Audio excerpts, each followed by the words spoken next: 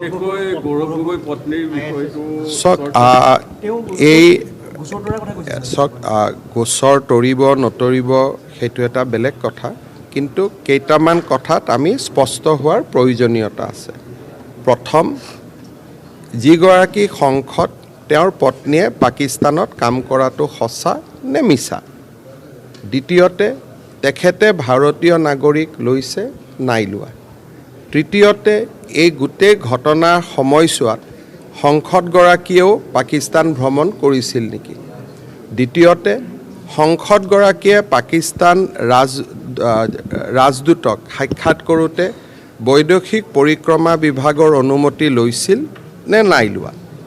পৰৱৰ্তী সময়ত যেতিয়া তেখেতে লগ কৰিছিল তাৰ পিছত এটা ডিব্ৰিফিং বুলি কয়, যেনেকৈ মই আজি জাপানত গৈছোঁ, কোৰিয়াত গৈছোঁ, চাইনাত গৈছোঁ, ছিংগাপুৰত গৈছোঁ, এতিয়া মই বৈদেশিক পৰিক্ৰমা বিভাগক ডিব্ৰিফিং কৰিব লাগিব।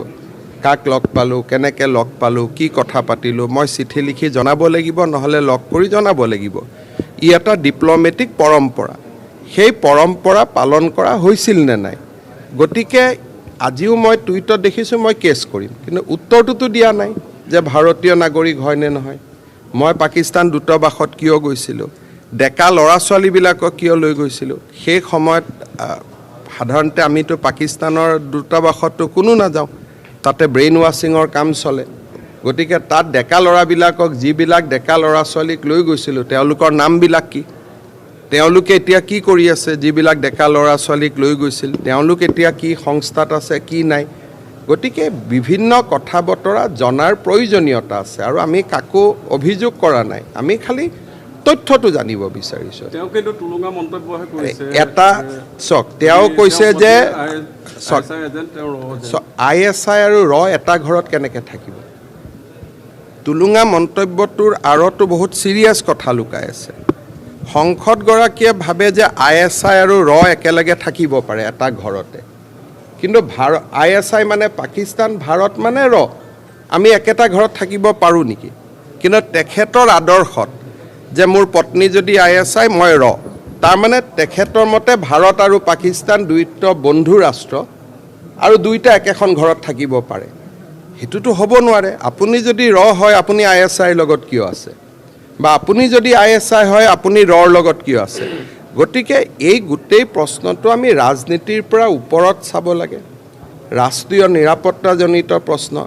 শেহতীয়াকৈ চৰকাৰৰ হাতত তথ্য আহিছে যে 2009 চনত সংসদগৰাকীয়ে পেলেষ্টাইনৰো বিভিন্ন জাগা ভ্ৰমণ কৰিছিলে।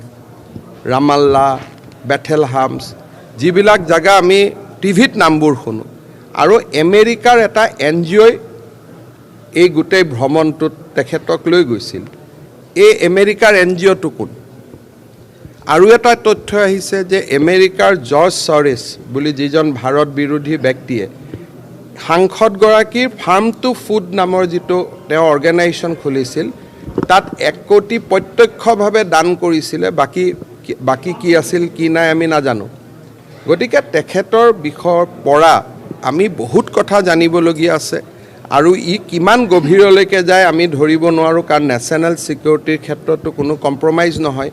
সেয়েহে 16 তাৰিখে আমাৰ কেবিনেটত এই বিষয়টো আমি আলোচনা কৰিম, আৰু উত্তৰকেইটা তেখেতে, মই টুইটবোৰ চাই আছোঁ, উত্তৰটো চিম্পল দি নিদিয়ে যে হয় নহয় মোৰ ৱাইফ ইণ্ডিয়ান চিটিজেন। এটা বিতৰ্ক শেষ হৈ যায়। দ্বিতীয়তে বিতৰ্ক এটা শেষ হৈ যায় যে মই পাকিস্তান দূতাবাসত যাওঁতে মই বৈদেশিক পৰিক্ৰমা মন্ত্ৰীক জনাই গৈছিলোঁ। দুটা বিতৰ্ক শেষ হৈ যায়। তো বিতৰ্কবোৰতো শেষ কৰিব লাগিব না। বিতৰ্কটোতো আমি শেষ কৰিব নোৱাৰোঁ। আমিতো নতুন নতুন খবৰহে পাই আছোঁ। ৰাতিপুৱালৈকে মই গম পোৱা নাছিলোঁ যে তেওঁ পেলেষ্টাইনতো গৈছিলে, দুপৰীয়া আকৌ সেইটো খবৰো আহিলে।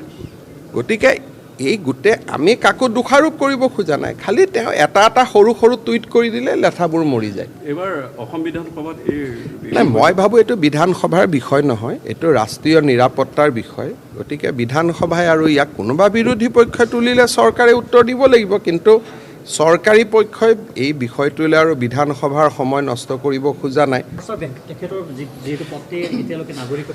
আমিতো নাজানো, মইতো ভাবোঁ আছে, ভোটাৰ লিষ্টত নাম নাই, কিন্তু মইতো আশা কৰিম যে আমি সোনিয়া গান্ধীক কৈ থাকোঁ যে ইমান দিন নাগৰিকত্ব লোৱা নাছিল বুলি।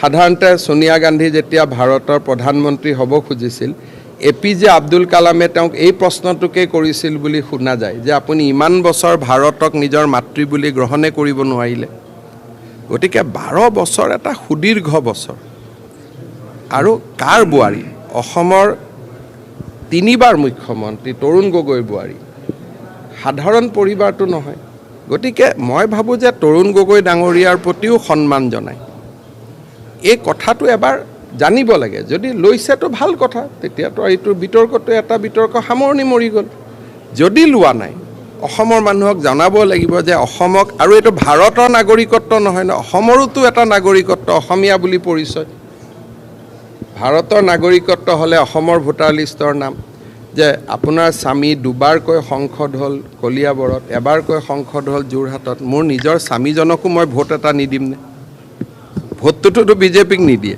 কিন্তু নিজৰ স্বামীকটোতো দিম সেইখিনিও কৰা নাই গতিকে যদি কৰিছেতো আমি প্ৰশ্ন কোৱাৰ কোনো কথাই নাই আজি ৱাজবীৰ হুছেইন ননীগোপাল মহন্তক টানি আনিছে আৰে যদি নাই যদি গৌৰৱ গগৈ মিটিঙত মাতে কোন নাযাব মোক মাতিলে ময়ো যাম কিন্তু সেইটোৰ লগত পাকিস্তানৰ সম্পৰ্কটো কি আছে এওঁলোককতো আপুনি কোৱা নাই আগতে যে ভাই মই কিন্তু পাকিস্তান এম্বেচিটো গৈ আহিছোঁ এতিয়া আপোনালোকো আহক মিটিঙত আৰু এটা চাব খুব ইম্পৰ্টেণ্ট কথা সাধাৰণতে আমি যেতিয়া ক'ৰবাত দূতাবাসত যাওঁ ইণ্ডিয়ান MP বা ইণ্ডিয়ান মন্ত্ৰী যায় তাত দুখন ফ্লেগ থাকে এখন ইণ্ডিয়ান ফ্লেগ থাকিব লাগে এখন পাকিস্তান ফ্লেগ থাকিব লাগে that is the diplomatic protocol এতিয়াও মোদী ডাঙৰীয়া এইকেইদিন আমেৰিকাৰ বিভিন্নজনক লগ পাই আছে তাত দেখিব এফালে ইণ্ডিয়াৰ ফ্লেগ এফালে আমেৰিকাৰ ফ্লেগ গতিকে যেতিয়া ডিপ্ল'মেট যায় তেতিয়াহ'লে তাত সদায় ফ্লেগ দুখন থাকিব লাগে ইয়াততো মই এখন ফ্লেগ দেখি আছোঁ দুইটা ফালে পাকিস্তানৰ ফ্লেগ গতিকে these are very serious question relating to national security যদি এইটোৰ পলিটিকেল কুৱেশ্যন হ'লহেঁতেন আমি ইমান কথাই নাপাতোঁ এইটো থাকক পলিটিক্সটো আৰু পলিটিক্সত যি হ'ব কিন্তু নেশ্যনেল ছিকিউৰিটি সেইকাৰণে আমি কিছুমান কথা জানিব